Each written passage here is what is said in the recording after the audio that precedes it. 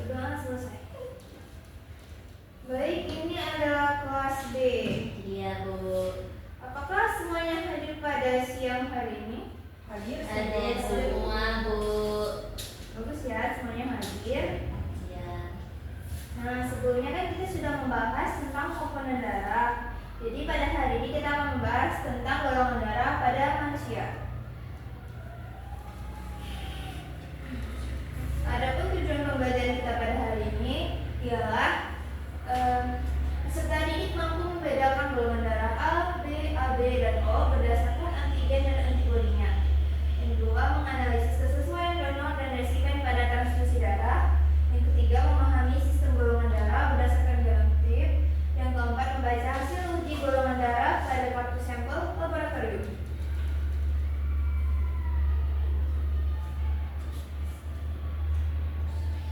Nah, sebelumnya Anda semua apakah sudah pernah mengecek golongan darah? Kepada Tiara golongan darahnya apa ya?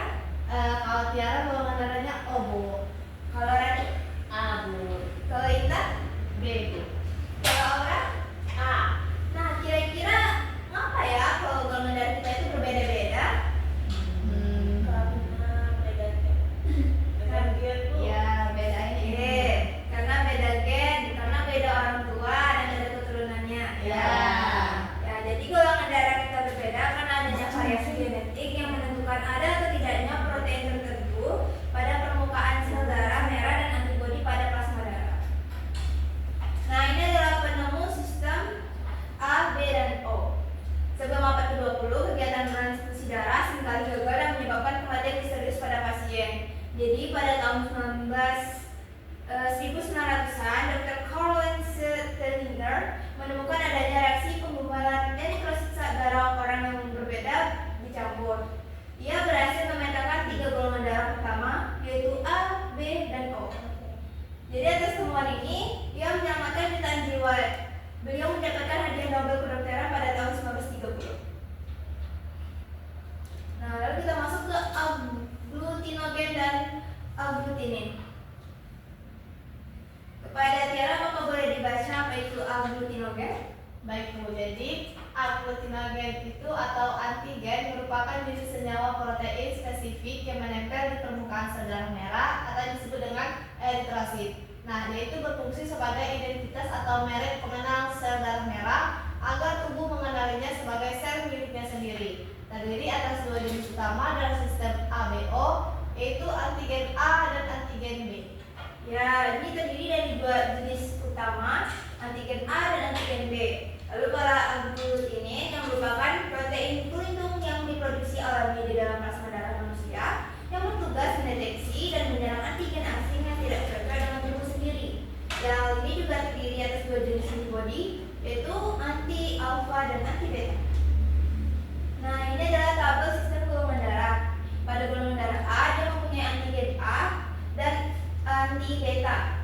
Nah, genotipnya di sini ada 2. Karena yang sama ini IA itu namanya adalah genotip homozigot dan IAIO itu genotip heterozigot. Pada B ada antigen B dan anti alfa dengan rumus genotipnya IBIB dan IBIO. Pada AB antigen A dan antigen B dan tidak punya agglutinin dan rumus genotipnya hanya heterozigot, jadi dia hanya mempunyai IAIB.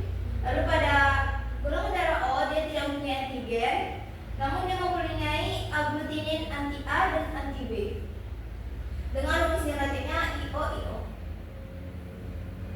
Nah,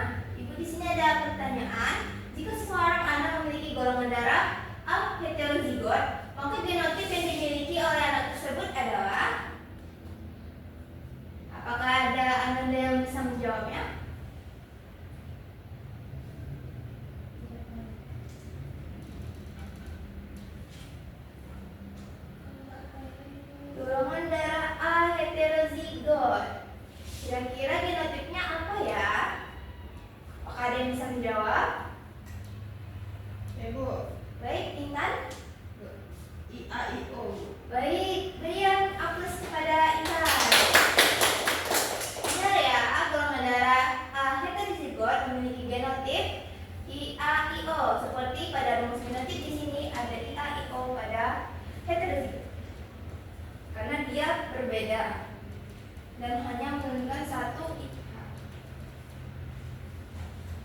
Lalu kita masuk ke sistem resus atau RH yang mengenal pembagian darah positif, plus dan negatif yang penting secara medis. Jadi faktor resus H itu adalah golongan darah kedua yang didasarkan pada keberadaan antigen D di permukaan sel darah merah. Resus positif RH plus memiliki antigen D pada membran sel darah merahnya, merupakan tipe resus mayoritas di Indonesia. Sedangkan resus negatif RH tidak memiliki antigen D sehingga sangat langka di Asia, namun lebih banyak di ras Kaukasia. Nah, kita akan masuk ke mekanisme transfusi darah. Gimana sih darah mengalir aman dari satu tubuh ke tubuh yang lain? Nah, jadi mekanisme transfusi darah adalah proses memindahkan atau memasukkan darah dari orang yang sehat, pendonor, ke tubuh orang yang sakit, resipien.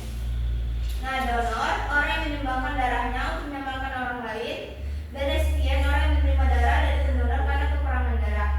Aturan utamanya yaitu antigen pendonor tidak boleh bertemu dengan antibodi penerima yang sejenis untuk mencegah terjadinya pembunuhan darah.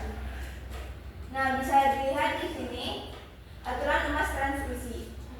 Ada donor universal yaitu seperti golongan darah O yang disebut dengan donor universal karena sel eritrositnya tidak memiliki antigen sama sekali, sehingga relatif aman ditransfusikan ke golongan darah apa saja. Jadi bisa dilihat di sini golongan darah O dapat mendonorkan ke sesama golongan darah O, ke golongan darah A, ke golongan darah B, dan golongan darah AB. Lalu ada resipien universal yaitu golongan darah AB yang disebut resipien universal karena plasmanya tidak mengandung antibodi, sehingga secara teori bisa menerima darah dari golongan manapun secara darurat. Ya, bisa dilihat di sini golongan darah AB dapat menerima donor O, A, AB, dan AB. Nah, walaupun ada konsep universal, dunia medis modern mewajibkan transfusi darah menggunakan golongan darah dengan resus yang sama persis demi alasan keselamatan pasien. Hal ini juga dapat meningkatkan faktor kesamaan sehingga lebih mudah untuk cocok. Nah, di sini ada contoh uji golongan darah.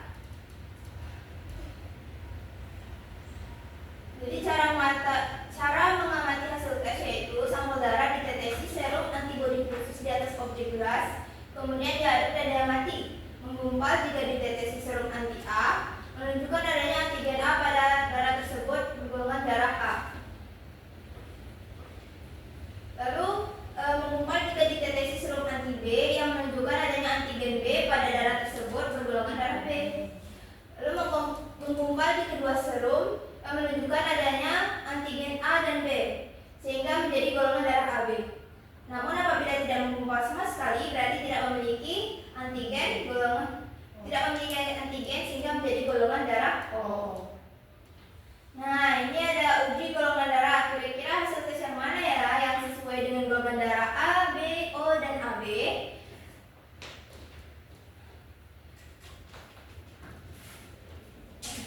Ibu akan memberikan 4 sticky note agar kalian dapat melihat dan memilih kira-kira tipe golongan darah manakah yang sesuai dengan hasil tes pada gambar di sini. Pada Tiara, apakah boleh maju untuk menyatakannya? Boleh, Bu. Untuk golongan darah O.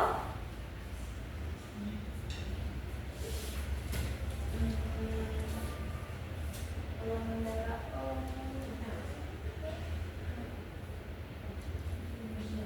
Sepertinya di sini. Oke, di sini ya. Ya, Bu, di ini. Nah, kira-kira kenapa ya dia menjadi golongan darah O? Karena dia menggumpal, Bu. Karena dia tidak menggumpal, Bu. Oke, karena keduanya tidak menggumpal sehingga menjadi golongan darah O. Baik, berikan aplaus kepada Tiara.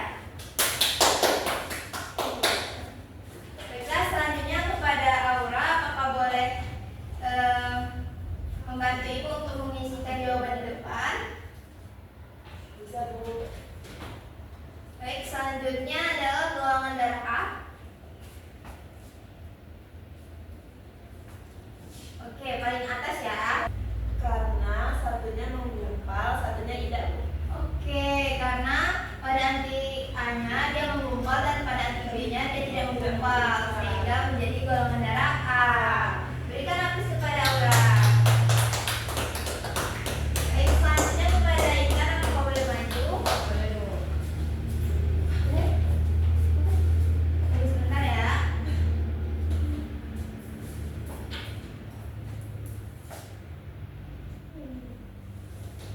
Nah, untuk Intan, apakah bisa menentukan yang mana golongan darah B?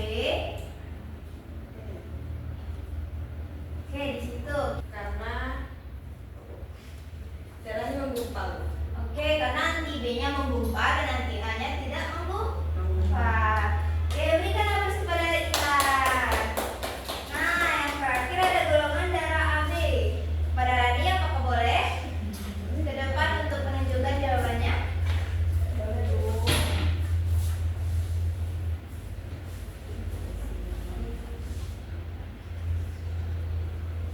Oke, kenapa di situ?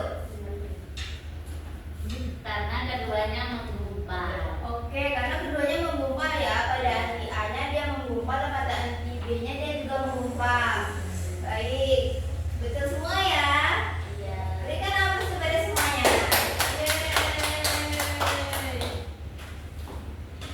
Nah, sekarang kita sudah sampai di akhir materi. Kira-kira apakah ada yang bisa memberikan kesimpulan?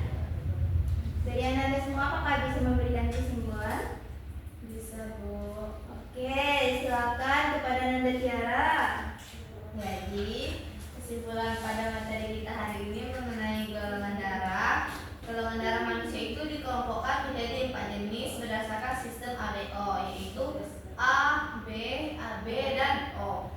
Golongan darah yang disebut donor universal adalah O, sedangkan resipien universal adalah AB. Baik, terima kasih kepada Nanda Tiara. Benar ya, jadi darah kita mungkin terlihat sama-sama merah di luar, tapi dia memiliki tingkat mikroskopis. Tubuh kita memiliki identitas unik berupa antigen. Namun di dunia medis modern, prinsip donor universal O dan resipien universal AB hanya digunakan dalam kondisi darurat yang mengancam nyawa. Dalam kondisi normal, dokter akan selalu memberikan transfusi dari golongan darah yang sama persis dan identik, A ke A, B ke B, demi keamanan pasien.